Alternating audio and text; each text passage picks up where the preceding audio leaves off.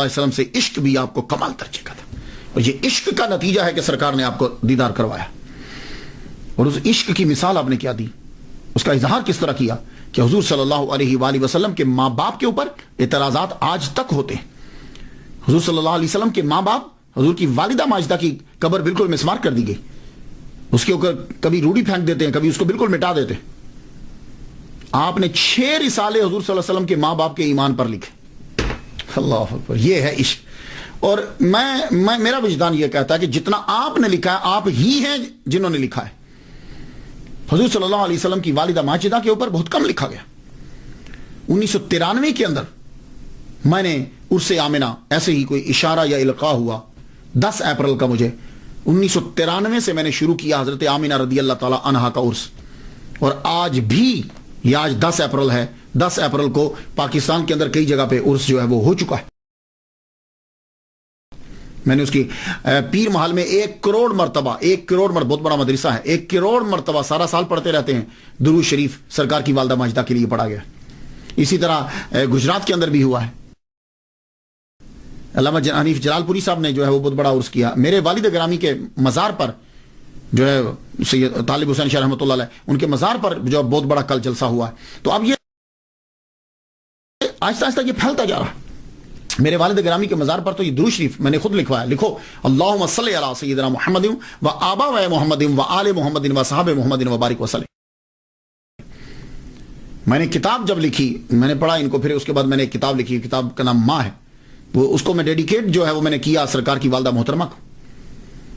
اور میں نے الحاوی للفتاوی علامہ جلال الدین السیوطی رحمۃ اللہ علیہ، اس کے اندر ایک حدیث مبارکہ لکھی ہے کہ حضور فرماتے ہیں کہ میں عشاء کی نماز پڑھ رہا ہوں اور میں فاتحہ پڑھ چکوں، میری والدہ مجھے آواز دیتی تو میں فاتحہ نماز روک کے پہلے ماں کی بات سنتا، پھر میں آ کے نماز پڑھتا۔ تو میں نے اس سے لکھا کہ حضور کتنا ادب کرتے ہیں کہ حضور کے لیے ان کی والدہ، اللہ کے بعد ان کی والدہ ان کے لیے درجہ رکھتی۔ تو ایک مولوی نے میرے خلاف کتاب لکھ دی، کفر کا فتویٰ دے دیا، کتاب لکھ دی، ایک بندے کو بھیج دیا مجھے قتل کرنے کے لیے بھی۔ تو بعد میں کیا ہوا، کچھ ہی عرصہ کے بعد وہ مولوی جا رہا ہے، کالے کتے نے اس پر حملہ کیا اور وہ شخص جوانی کے اندر ہی مر گیا۔ اور جن جن لوگوں نے سرکار کی والدہ محترمہ کا احترام کیا اور دن منایا، اللہ تعالیٰ نے ان کو نوازا۔ امام جلال الدین السیوطی رحمۃ اللہ علیہ زندہ مثال ہے آپ کے سامنے، 70 مرتبہ حضور صلی اللہ علیہ وسلم نے ان کو دیدار کروایا ہے۔ کیوں؟ انہوں نے حضور صلی اللہ علیہ وسلم کی والدہ محترمہ اور حضور کے والد گرامی کے لیے کتابیں لکھی ہیں کہ وہ مومن تھے۔ میرے ایک دوست ہیں، بڑا عرصہ بیچارے باہر آنا چاہتے تھے، نہیں آوے، 2 سال انہوں نے سرکار کی والدہ محترمہ کا عرس کیا، 3رے سال وہ باہر تھے۔ اسی طرح ایک اور صاحب ہیں، بلڈنگ سے انہوں نے بنانی تھی مدرسے کی، میں نے ان سے کہا کہ آپ کیجئے۔